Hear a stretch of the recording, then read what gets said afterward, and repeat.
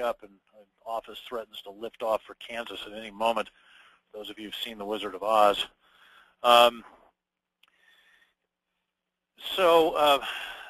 Question. Some people have said that we shouldn't measure the value of testing. Why? Well, I don't know. You'd have to ask them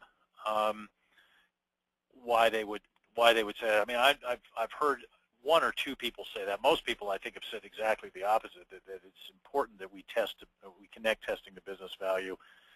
I gave a keynote speech at the STANS conference in Sydney and also in Wellington, in Australia and New Zealand, respectively. And one of the points that I made in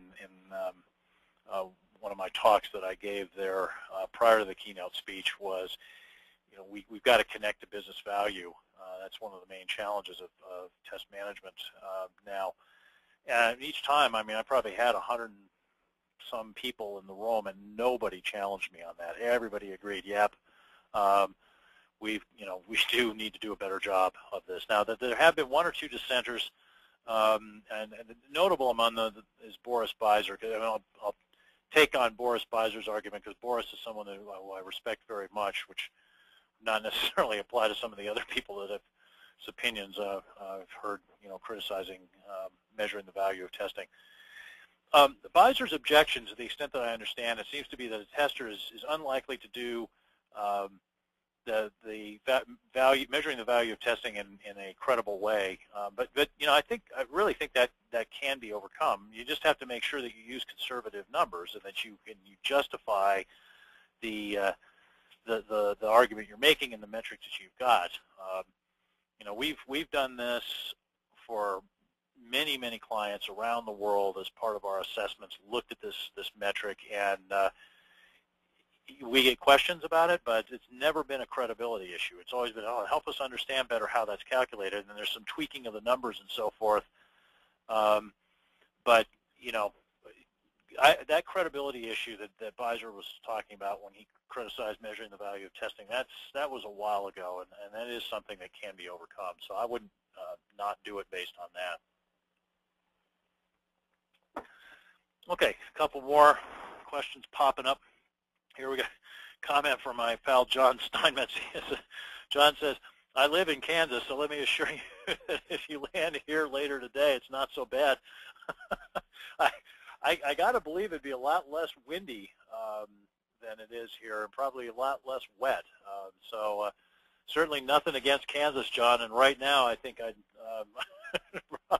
probably be less likely to get blown away and land on top of one of the Wicked Witches than if I were in Kansas than being here. This is quite a storm. This reminds me of the time I was in Taipei, and I arrived there right before Typhoon Herb did. It's pretty wet and windy there too. I got a question here from Mark Bester. Do you think that testing should be elevated to a strategic level based on the maturity of the SDLC within a company? Yes, indeed. Wouldn't that be nice? Testing as a strategic concept. And why not? I mean, really, why not? Because this is what we need to do. You start talking about connecting to business value and demonstrating your business value. You now have changed the conversation to one that is actually of a strategic level, right? Because we're talking about managing the costs associated with quality, which certainly should be something that manage. We manage costs, right? I mean, it's a strategic thing to minimize costs. It's as I've said before, some of you probably heard me say it, and most companies manage their holiday parties more quantitatively than they manage the quality of their software.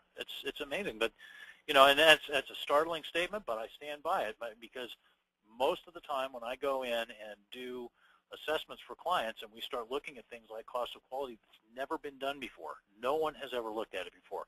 You ask questions like, what does it cost you to find and fix a bug prior to release versus after release? No one knows the answers to those questions. And those are strategic questions because if you want to quantitatively manage quality, you've got to be able to address those questions.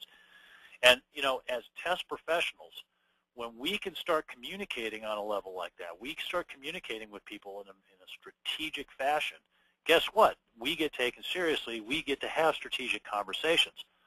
You know, as long as we're perceived as geeky bug hunters, and that's all we're doing is just running around finding a bunch of bugs and getting all geeked out about the bugs and the way that we find them and so forth, it will be perceived by senior managers and executives as purely tactical people playing a very limited role. But when we start to transform that into helping quantitatively manage the quality of the systems that are being produced and the costs associated with it, that becomes a whole different conversation. And notice that our day-to-day work doesn't change. The day-to-day work stays exactly the same. It's just that the thing that changes is the conversation that we're having about the work. And that's what I'm trying to suggest with this webinar, that you know, let's change the conversation that we have about the work to include this question of the strategic value of testing and managing quality.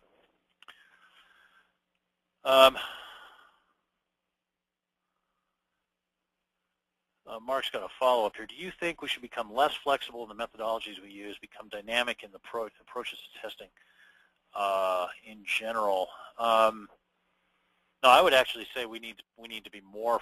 We need more flexibility, if anything. I mean, we need to understand the different testing strategies, but I think as testing profession, we've run a real risk of becoming really sclerotic on approaches. You know, people running around flogging this concept of the 4 schools of software testing and so forth, as if testing strategies were a religion and you had to pick one and stick with it.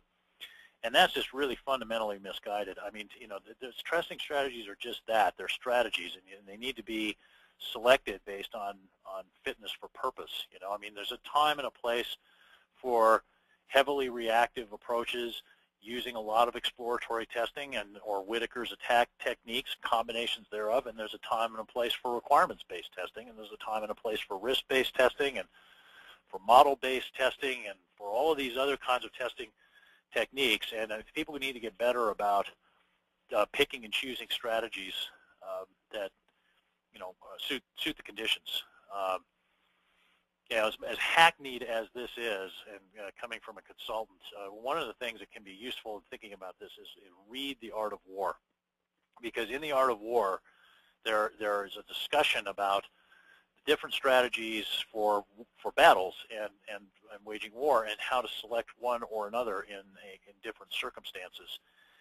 And you know, you realize that if you start to think about that, it's like, okay, I've got resources and I'm going to attack a testing problem basically, and I've got a number of strategies at my disposal to do that. Which ones are most fit for purpose? And again, that's just, you know, getting to strategic thinking. So, you know, get that mindset. You know, get that be flexible, attack the problem a lot of different ways, understand your objectives, understand how the strategies serve the objectives, and I think we have a long way to go there. Deborah asks, will this webinar be presented again for future presentation? I have several individuals in mind who could benefit from it. Well, there will be, God willing, and telephone power lines don't blow down, there will be another presentation of this at 8:30 p.m. Central Time tonight. If you want to let people know that, you can still sign up via the homepage, the RBCS website, rbcs-us.com. So, you know, you can do that. Now, that might be a little too fast, but you could send that link out to people. Now, this very session is being recorded, and again, you know, assuming that we don't have a massive power failure here sometime in the next few minutes, we'll have a recorded version of this webinar, and it will be posted on the digital library of the RBCS website.